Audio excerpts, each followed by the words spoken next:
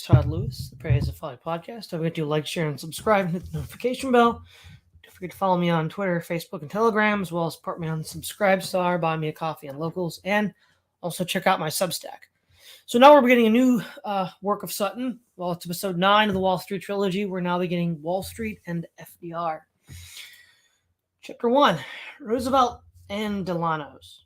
The real truth of the matter is, as you and I know, that a financial element in the larger centers has owned the government ever since the days of Andrew Jackson, and I am not wholly expecting the administration of WW asterisk. The whole country is going through a repetition of Jackson's fight with the banks of the United States, only on a far bigger and broader basis. Franklin Delano Roosevelt, Colonel Edward House, November 21st, 1933. His personal letters. This book portrays Franklin Delano Roosevelt as a Wall Street financier who, during his first term as President of the United States, reflected the objectives of financial elements concentrated in the New York business establishment. Given the long historical association with the late 18th century of the Roosevelt and Delano families with New York finance, and FDR's own career from 1921 to 1928, as banker and speculator at 120 Broadway and 55 Liberty Street, such a theme should not come as a surprise to the reader. On the other hand, FDR biographers Schlesinger, Davis, Friedel, and otherwise accurate Roosevelt commentators appear to avoid penetrating very far into the record and recorded and documented links between New York bankers and FDR. We intend to present the facts of the relationship as recorded in FDR's letter files. These are new facts only in the sense that they have not been previously published. They are readily available in the archives for research, and consideration of this information suggests a reassessment of FDR's role in the history of the 20th century. Perhaps it always makes good politics to appear before the American electorate as a critic, if not outright enemy of the international banking fraternity. Without question, Franklin D. Roosevelt, his supporters, and biographers portray FDR as a knight in shining armor, wielding the sword of righteous vengeance against the robber barons and the skyscrapers of downtown Manhattan. For instance, the Roosevelt presidential campaign of 1932 consistently attacked President Herbert Hoover for his alleged association with international bankers and for pandering to the demands of big business. Witness the following FDR blast in the depths of the Great Depression at Hoover's public support for business and individuals, uttered in the campaign address in Columbus, Ohio, August 20th, 1932. Appraise the situation in the bitter dawn of a cold morning. After what do we find? We find 2/3 of American industry concentrated in a few hundred corporations and actually managed by not more than 5 human individuals. We find more than half of the savings of the country invested in corporate stocks and bonds and made the sport of the American stock market. We find fewer than 3 dozen private banking houses and stock selling adjuncts of commercial banks, directing the flow of American capital. In other words, we find concentrated economic power in a few hands, the precise opposite of the individualism of which the president speaks. This statement makes Franklin Delano Roosevelt appear as another Andrew Jackson, contesting a banker's monopoly and their new stranglehold on American industry. But was FDR also an unwilling or possibly willing tool of the Wall Street bankers? As we could infer from his letter to Colonel Edward House, cited in the epigraph to this chapter, clearly, if, as Roosevelt wrote to House, a financial element in the larger cities has owned the government ever since the days of Andrew Jackson, then neither Hoover nor Roosevelt was being intellectually honest in his presentation of the issues to the American public. The gut issues, presumably, were the identity of the financial element, and how and by what means it maintained its ownership over the U.S. government. Putting this intriguing question temporarily to one side, the pervasive historical image of FDR is one of a president fighting on behalf of the little guy, the man in the street in the midst of unemployment and financial depression brought about by big business, speculators allied with Wall Street. We shall find, on the contrary, that this image distorts the truth to the extent that it portrays FDR as an enemy of Wall Street. This is simply because most historians probing into Wall Street misdeeds have been reluctant to apply the same standards of probity to Franklin D. Roosevelt as to other political leaders. What is a sin for Herbert Hoover or even 1928 Democratic presidential candidate Al Smith is presumed a virtue in the case of FDR. Take Ferdinand Lundberg, the rich and the super rich, Lindbergh also looks at presidents in Wall Street and makes the following assertion. In 1928, Al Smith had his chief backing, financial and emotional, from fellow Catholic John C. J. Rascom, Prime Minister of the DuPonts. If Smith had won, he would have been far less a Catholic than a DuPont president. Now, the DuPonts were indeed very heavy contributors to the 1928 Al Smith Democratic presidential campaign. These contributions were examined in detail in this volume in Chapter 8, Wall Street Buys the New Deal. And no quarrel can be made with this assertion. Lindbergh then moves on to consider Smith's opponent, Herbert Hoover, and writes, Hoover, the Republican, was a J.P. Morgan puppet. Smith, his Democratic opponent, was in the pocket of the DuPonts, for whom J.P. Morgan and Company was the backer. Lindbergh omits the financial details, but the DuPonts and Rockefellers are certainly on record in congressional investigations as the largest contributors to the 1928 Herbert Hoover campaign. But Wall Street withdrew its support of Herbert Hoover in 1932 and switched to FDR. Lindbergh omits to mention this critical and pivotal withdrawal. Why did Wall Street switch? Because, as we shall see later, Herbert Hoover would not adopt the Swope plan created by Gerard Swope, longtime president of General Electric. By contrast, FDR accepted the plan, and it was FDR's National Industrial Recovery Act. So while Hoover was indebted to Wall Street, FDR was much more so. Arthur M. Schlesinger Jr. in The Crisis of the Old Order, 1919 to 1933, comes closer to the point than any establishment historian, but like other Rooseveltophiles, fails to carry the facts to their ultimate and logical conclusions. Schlesinger notes that after the 1928 election, Democratic Party had a debt of $1.6 million, and two of the leading creditors, John J. Rascom and Bernard Baruch, were philanthropic Democratic millionaires, prepared to help carry the party along until 1932. John J. Rascom was vice president of DuPont and also of General Motors, the largest corporation in the United States. Bernard Baruch was, by his own admission, at the very heart of Wall Street speculation. Schlesinger adds that in return for Wall Street's benevolence, they naturally expected influence in shaping the party's organization and policy. Unfortunately, Arthur Schlesinger, who, unlike most Rooseveltian biographers, has his finger on the very pulse of the problem, drops the question to continue with the discussion of the superficialities of politics, conventions, politicians, political give and take, and the occasional clashes that made the underlying realities. Obviously, the hand on the pulse ultimately decrees with policies are implemented when and by whom. A similar protective attitude for FDR may be found in the 4-volume biography by Frank Friedel, Franklin D. Roosevelt. Discussing the shattering failure of the Bank of the United States just before Christmas 1930, Friedel glosses over FDR's negligence while governor of the state of New York. The Bank of the United States had 450,000 depositors, of which 400,000 accounts held less than $400. In other words, the Bank of the United States was a little man's bank. A report by Senator Robert Moses on the condition of an earlier banking failure, City Trust, had been ignored by Governor F.D. Roosevelt, who appointed another commission that produced milder recommendations for banking reform. Friedel poses the question, why had FDR failed to fight through reform legislation which would have prevented the Bank of the United States debacle? These are sharp questions that critics of Roosevelt asked at the time and later. Friedel concludes that the answer lies in Roosevelt's personal confidence in the banking community. Why did FDR have this complete confidence? Because, writes Friedel, Herbert Lehman was one of the soundest as well as politically the most liberal of Wall Street bankers. In banking matters, Roosevelt seems to have followed Lehman's lead, and that was to cooperate as far as possible with the banking titans.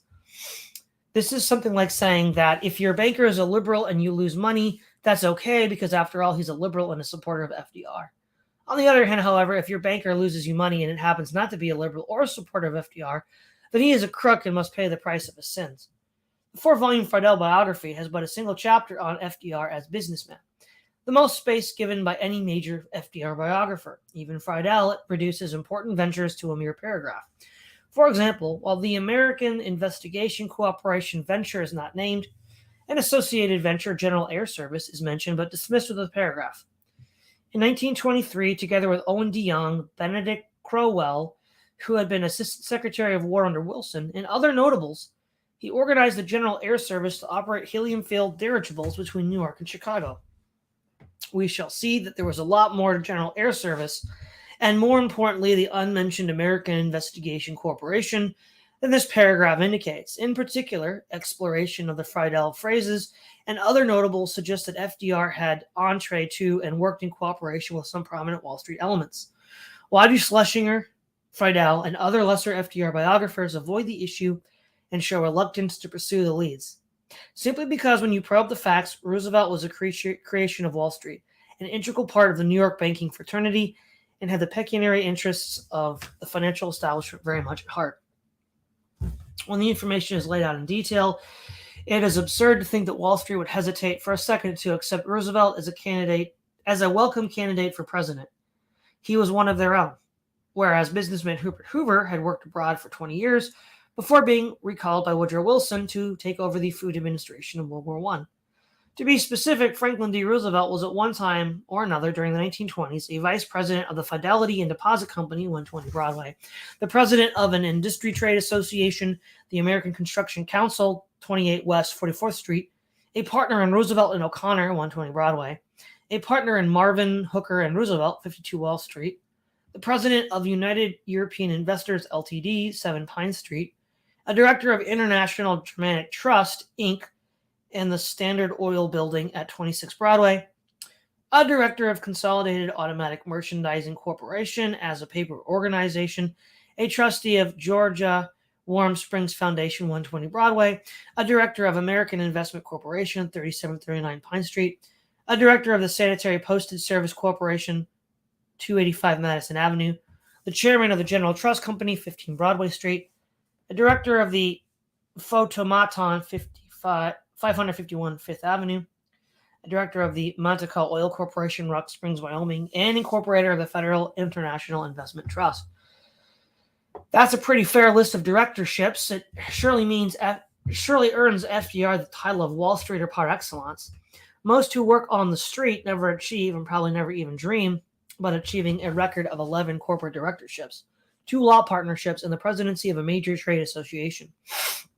In probing these directorships and their associated activities, we find that Roosevelt was a banker and a speculator, the 2 occupations he emphatically denounced in the 1932 presidential election. Moreover, while banking and speculation have legitimate roles in the free society, indeed they are essential for a sane monetary system, both can be abused. FDR's correspondence in the files deposited at the FDR Library in Hyde Park yields evidence, and evidence one reads with a heavy heart, that FDR was associated with the more unsavory elements of Wall Street banking and speculation, and one can arrive at no conclusion other than that FDR used the political arena, not the impartial marketplace, to make his profits. So we shall find it not surprising that the Wall Street groups that supported Al Smith and Herbert Hoover, both with strong ties to the financial community, also support Franklin D. Roosevelt. In fact, at the political crossroads in 1932, when the choice was between Herbert Hoover and FDR, Wall Street chose Roosevelt and dropped Hoover. Given this information, how do we explain FDR's career on Wall Street?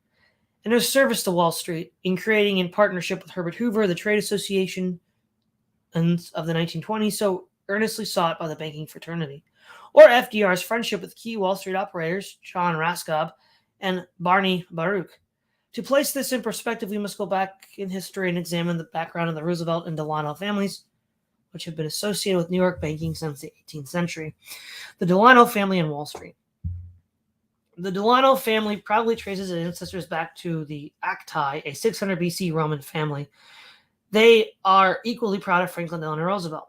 Indeed, the Delanos claim that the Delano influence was the predominant factor in FDR's life work and accounts for his extraordinary achievements. Be that as it may, there is no question that the Delano side of the family links FDR to many other rulers and other politicians. According to the Delano family history, Franklin shared common ancestry with 1/3 of his predecessors in the White House.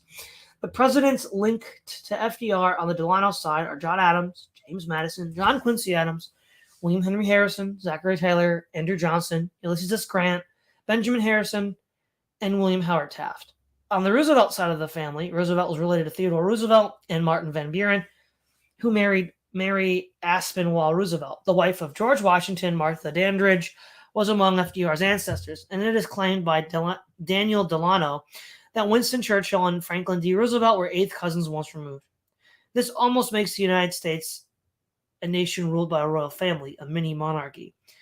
They must make it the reader must make his own judgment on Delano's genealogical claims. This author lacks the ability to analyze the confused and complex family relationships involved. More to the point, and without question, the Delanos were active in Wall Street in the 1920s and 1930s and long before.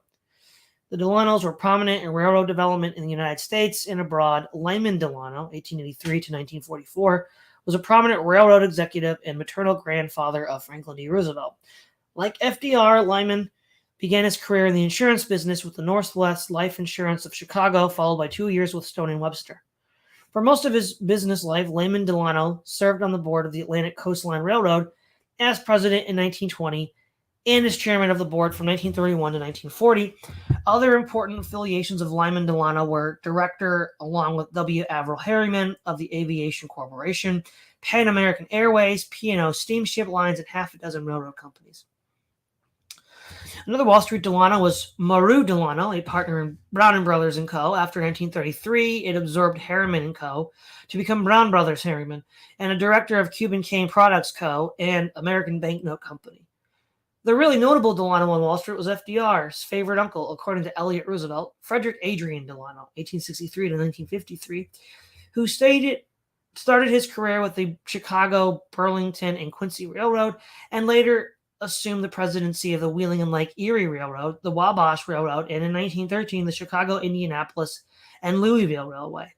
Uncle Fred was consulted in 1921 at a critical point in FDR's infantile paralysis attack, quickly found Dr. Samuel A. Levine for an urgently needed diagnosis, and arranged for the special private train to transport FDR from Maine to New York as he began the long and arduous road to recovery. In 1914, Woodrow Wilson appointed Uncle Fred to be a member of the Federal Reserve Board. Intimate Delano connections with the international banking fraternity are exemplified by a confidential letter from the central banker Benjamin Strong to Fred Delano requesting confidential FRB data, personal, December 11, 1916. My dear Fred, would it be possible for you to send me in strict confidence the figures obtained by the comptroller as to the holdings of foreign securities by national banks? I would be a good deal influenced, in my opinion, in regard to the present situation if I could get hold of these figures, which would be treated with such confidence as you suggest. If the time ever comes when you're able to slip away for a week or so for a bit of change and rest, why not take a look at Denver and incidentally pay me a visit? There are 1,000 things I would like to talk over with you. Faithfully yours, Benjamin Strong, Honorable F.A. Delano, Federal Reserve Board, Washington, D.C. Following World War I, Frederick Delano devoted himself to what is euphemistically known as public service while continuing his business operations. In 1925, Delano was chairman of the League of Nations International Committee on Opium Production. In 1927, he was chairman of the Commission on Regional Planning in New York. He then became active in sponsoring the National Park Commission. In 1934, FDR named Uncle Fred Delano as chairman of the National Reserve Planning Board, the Industrial Committee of the National Resources Planning Board, which presumably Frederick Delano had some hand in choosing, was a happy little coterie of socialist planners, including Laughlin Curie, Leon Henderson, Isidore Lublin, prominent in the transfer of industrial technology to the USSR in the pre-Korean War era, and Mordecai Ezekiel. The advisor to the board was Beardsley Rummel. Then from 1931 to 1936, while involved in socialist planning schemes, Delano was also chairman of the board of the Federal Reserve Bank of Richmond, Virginia. In brief, Frederick Delano was simultaneously both capitalist and planner. Delano left a few writings from which we can glean some concept of his political ideas. There we find support for the thesis that the greatest proponent of government regulation are the businessmen who are to be regulated, although Delano does not warn that government ownership of railroads can be carried too far. Government ownership of railroads is a bugaboo which, though often referred to, the public does not demand. If government ownership of railways comes, it will come because the owners of railways prefer it to government regulation, and it will be a sorry day for the republic when regulation is carried to such an extreme that the owners of the railways are unwilling to accept any longer the responsibilities of management. However, in another book, written about 20 years later, Delano was much more receptive to government planning. A big problem in planning is that of educating the people. If the public only realize that there can be social gains from direct effort, and that the time to accomplish most by planning comes before the need of making changes are manifested, the other problems of planning could more easily be solved. could be more easily solved. Further, the above brief classification of the problem involved in planning services as a basis for indicating the need for both direct and indirect social control. Very few people really know the best use of land for their own advantage. To say nothing of planning its use for the common good, institutions have done a great deal in educating farmers how to plan individual farms, and yet many of the farms in this country are poorly organized. In brief, the Delano side of the family has undertaken capitalist enterprises and has Wall Street interests going well back into the 19th century. By the 1930s, however, Frederick Delano had abandoned capitalist initiative for socialist planning. The Roosevelt family in Wall Street, Franklin Delano Roosevelt, was also a descendant on the Roosevelt side from one of the oldest banking families in the United States. FDR's great-grandfather, James Roosevelt, founded the Bank of New York in 1784 and was its president from 1786 to 1791.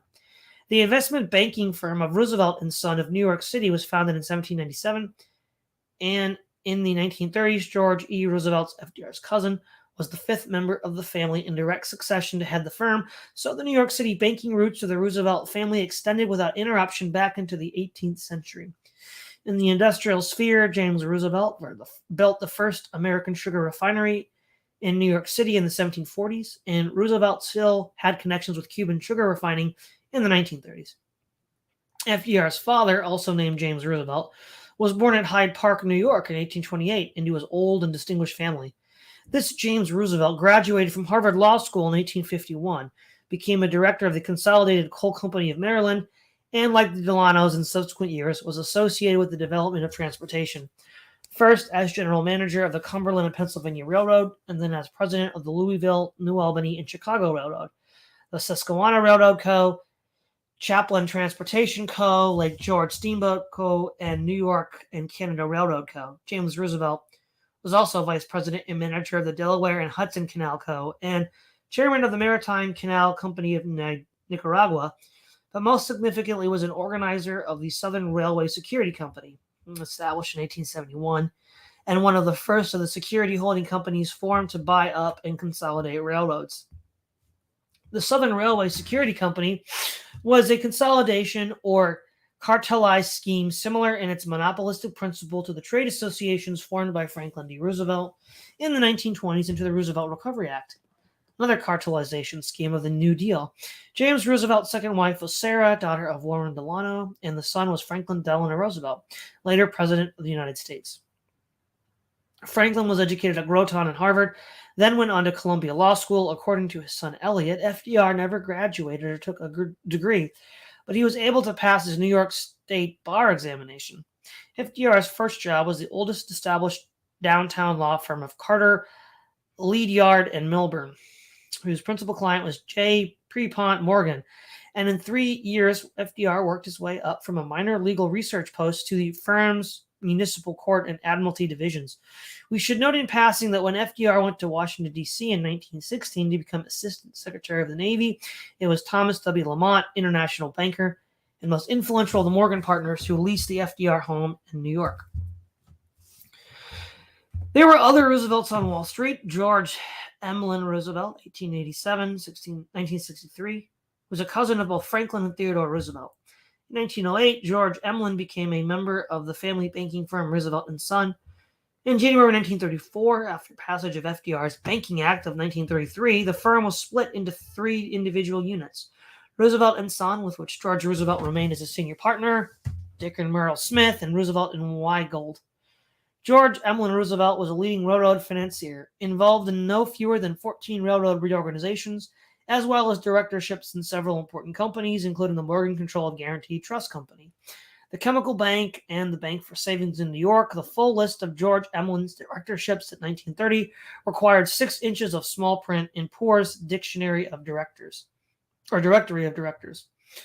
Another Morgan associated Roosevelt was Theodore Roosevelt, 26th President of the United States, and the grandson of Cornelius Roosevelt, one of the founders of the Chemical National Bank.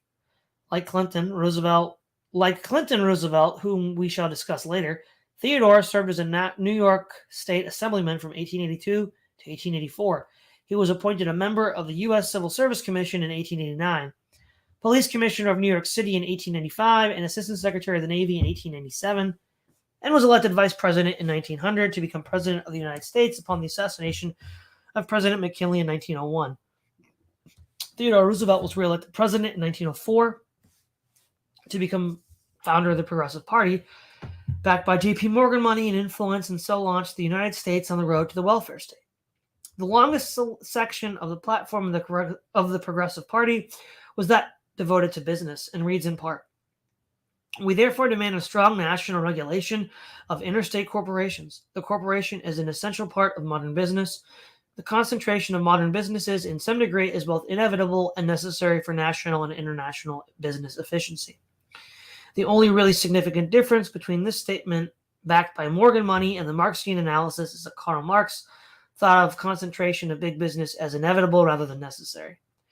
Yet, Roosevelt's Progressive Party plug for business regulation was financed by Wall Street, including the Morgan-controlled International Harvester Corporation and J.P. Morgan Partners. In Colco's words, the party's financial record for 1912 lists C.K. McCormick, Mr. and Mrs. Medill McCormick, Mrs. Catherine McCormick, Mrs. A.A. McCormick, Fred S. Oliver, and James H. Pierce. The largest donations for the Progressives, however, came from Munsey, Perkins, the Willard Straits, and Morgan Company, Douglas Robinson, W.E. Roosevelt, and Thomas Plant.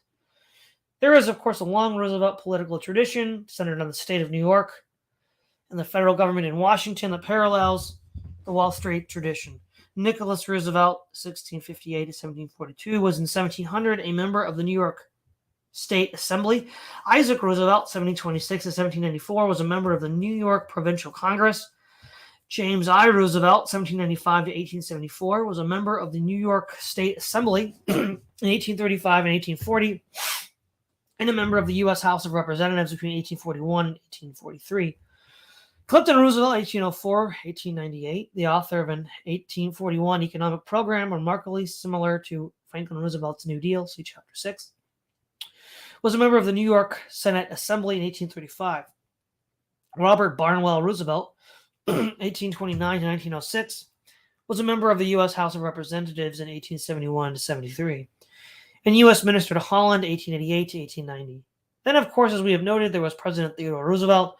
Franklin continued the Theodore Roosevelt political tradition as New York State Senator, 1910-1913, Assistant Secretary of the Navy, 1913 to 1920, Governor of the State of New York, 1928 to 1930, and then President, 1933 to 1945. While FDR was in office, other Roosevelts assembled minor offices. Theodore Roosevelt Jr., 1887 to 1944, was a member of the New York State Senate from 1919 to 1921, and then continued the virtual Roosevelt Navy monopoly as Assistant Secretary of the Navy from 1921 to 1924, Governor of Puerto Rico from 1922 to 1932, and Governor General of the Philippines from 1932 to 1933. Nicholas Roosevelt was Vice Governor of the Philippines in 1930. Other Roosevelts have continued his political tradition since the New Deal era. The alliance of Wall Street and public office is implicit in this Roosevelt tradition. The policies implemented by the many Roosevelts have tended toward increased state intervention into business and desirable to some business elements, and therefore the Roosevelt search for political office can fairly be viewed as a self-seeking device. The euphemism of public service is a cover for utilizing the police power of the state for personal ends, a thesis we must investigate. If the Roosevelt tradition had been one of uncompromising laissez-faire, of getting the state out of business rather than encouraging intervention into economic activities, then our assessment would necessarily be quite different. However, from at least Clinton Roosevelt in 1841 to Franklin Delano Roosevelt, the political power accumulated by the Roosevelt clan has been used on the side of regulating business in the interest of restricting competition, encouraging monopoly, and so bleeding the consumer in the interest of a financial elite. Further, we must consider the observation conveyed by Franklin Delano Roosevelt to Edward House and cited in the epigraph to this chapter that a financial element in the large centers has owned the government ever since the days of Andrew Jackson. Consequently, it is pertinent to conclude this introductory chapter with the 1943 observation of William Allen White, an honest editor, if there ever was one, who made one of the best literary critiques of this financial establishment in the context of World War II. This, it should be noted, was after 10 years of FDR and at the peak of Roosevelt's political power. One cannot move about Washington without bumping into the fact that we are running two wars, a foreign war and a domestic one. The domestic war is the various war boards. Every great commodity industry in this country is organized nationally, and many of them, perhaps most of them, are parts of a great national organizations, cartels, agreements, which function on both sides of the battlefront. Here in Washington, every industry is interested in saving its own self. It wants to come out of the war with a whole hide and with its organization unimpaired legally or illegally. One is surprised to find men representing great commodity trusts or agreements or syndicates planned in the various war boards. It is silly to say new dealers run this show. It's run largely by absentee owners of amalgamated industrial wealth, men who either directly or through their employers control small minority blocks, closely organized, that manipulate the physical plants of these trusts. For the most part, these managerial magnates are decent, patriotic Americans. They have great talents. If you touch them in 9 relations of life out of 10, they are kindly, courteous Christian gentlemen. But in the 10th relation, where it touches their own organization, they are stark mad, ruthless, unchecked by God or man, paranoiacs, in fact, as evil in their design as Hitler. They are determined to come out of this war victorious for their own stockholders, which is not surprising. It is understandable also for Hitler's desire to come out of this war at any cost victorious for the German people. But this attitude of the men who control the great commodity industries and who propose to run them according to their own judgment and their own morals do not make a pretty picture of the welfare of this common man. These international combinations of industrial capital are fierce troglodyte animals with tremendous power and no social brains. They hover like an old Silurian reptile about our decadent, more or less Christian civilization, like great dragons in this modern day where dragons are supposed to be dead. Okay, that's chapter 1. Chapter 2, politics in the bonding business. I'm going to take advantage of our old friendship and ask you if you could help me about any effort to get fidelity and contract bonds from powers that be in Brooklyn. Franklin Delano Roosevelt to Congressman J.A. Maher, March 2nd, 1922. Let's see here. Just going to check the chat here. We have Manoa and GF, Jonathan Pohl, and Mr. Maverickism and Record Deepness. Well, hello, everyone. Okay, in early 1921, Franklin D. Roosevelt became vice president of the Fidelity and Deposit Company of Maryland and resident director of the company's New York office at 120 Broadway. Fidelity and Deposit of Maryland was an established insurance company speculating in the bonding and surety politics required on government and corporate contracts with a range of individual employments ranging from security of trade union to employees of stock brokerage houses. In fact, the potential for bonding business exists wherever a contractor or employee can violate a fiduciary trust or fail to complete a contract, as in construction projects. In brief, bonding is a specialized field of insurance covering the risk of noncompliance. In 1921, Fidelity and Deposit was the 4th largest such bonding house in the United States, but not to be confused with the Fidelity and Casualty Company of New York, another insurance company which incidentally had W. Emlyn Roosevelt, FDR's cousin, on its board of directors. Why did Van Leer Black, owner of the Baltimore Sun and board chairman of Fidelity and Deposit, hire insurance novice Franklin D. Roosevelt as vice president of the important New York office? Almost certainly he hired FDR because the bonding business is usually dependent upon political influence. Reading through FDR's Fidelity and Deposit letters from 1921 to 1928, we find that only rarely do price or service appear as competitive elements in bonding. The main competitive weapons are whom do you know and what are your politics. In other words, politics is a substitute for the marketplace. Politics was FDR's forte, and Van Leer Black knew his bonding world when he acquired FDR.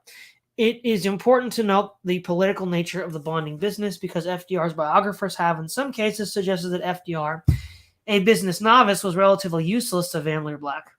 For example, Frank Friedel writes, whether Van Leer Black hired him because it was a smart business move or merely to collect a celebrity is impossible to determine. The worst Wall Streeters unfriendly to FDR were able to charge was that the company wasted the $25,000 per year it paid him in salary. And what then were the roles of politics and politicians in the bonding business in the New York State in the 1920s? politicians as bond writers. The pervasive political nature of the bonding business is reflected in a contemporary but anonymous news clipping found in the FDR letter files and carefully marked by FDR himself. The clip refers to New York State government officials negotiating state contracts while at the same time acting as members of private bond issuing firms selling security bonds to state contractors. The newspaper aptly headed the column "All Under One Roof" and reported that Daniel P. O'Connell, a member of the Albany bonding firm O'Connell Brothers and Corning, and simultaneously in charge of the public affairs of the city and country of Albany, was endeavoring to exert a statewide influence over the issue of his bonds to the dismay of competing bond writers. Whereas formerly Daniel P. has been somewhat busy going on the bonds of various and sundry constituents, hereafter he will do his utmost, as it is said, to wish his bonds on other persons, especially contractors doing business with the city and county. His advent into the bond writing world has been about as welcome as a snowstorm would be to a blushing bride on the bright and sunny June morning. Local insurance men, Democrats as well as Republicans, it is said, who have been encouraged in writing contractors' bonds for many years, resent Daniel P.'s coming into their field, while perhaps admiring his ambition and display of courage and all that sort of thing. And in state political circles, it is said that Royal K. Fuller, State Commissioner of the Bureau of Canals and Waterways, is fearful that if Daniel P. succeeds in the local field, it will be to his, Mr. Fuller's, detriment, or rather to the detriment of the bond writing firm with which he is connected and for whose benefit it is said he uses the influence of his position. Bond writer cum office holder O'Connell then wrote selecting letters to all Albany city and country contractors to the effect that he was in the bonding business at the city savings bank building owned incidentally by Albany Mayor Hackett, and which also happened to be the headquarters of the Albany County Democratic Organization.